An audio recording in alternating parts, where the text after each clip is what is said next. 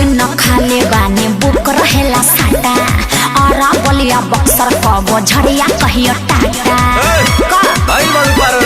तब का अरे एको दिन खाले बानी बुक रहेला साटा आरा बलिया बक्सर कबो झड़िया कबो टाटा 2000 देखी घाघरा उठ गए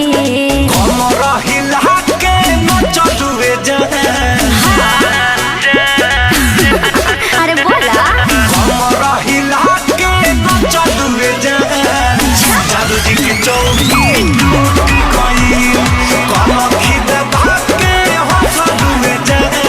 जादू जी के चौकी टूट गई।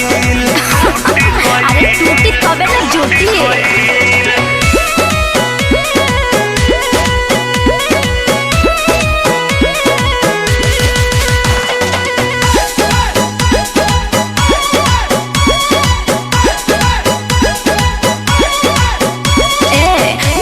कवन परेशानी बा गजबे तोहारी जवानी बा।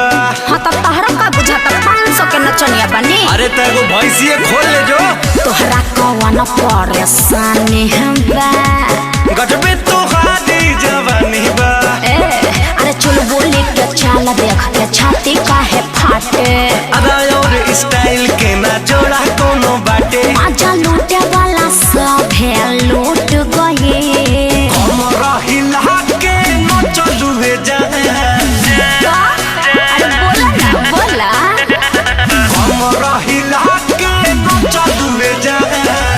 जादू जी की चौकी टूट गई।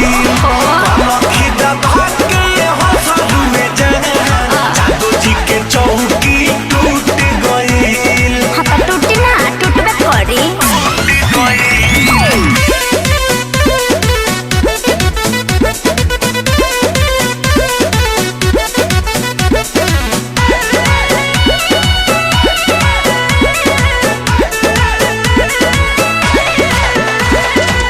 मिले वाला ये तना बुझला घर बोला तोहरो काहे बताई तहरा के हो लगलू टेढ़ हुए का चिचकारी मिले वाला ये तना घर बोला तोहरो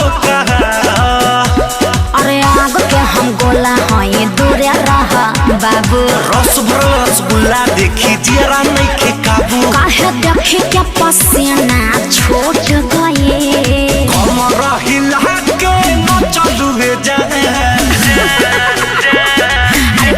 काम ही जादू जी के चौकी टूट गई।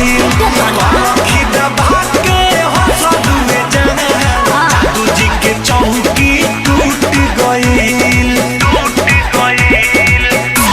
गई। अरे इतने ना कल पांडे जी के यहाँ भी 2 चौकी टूटल रहे।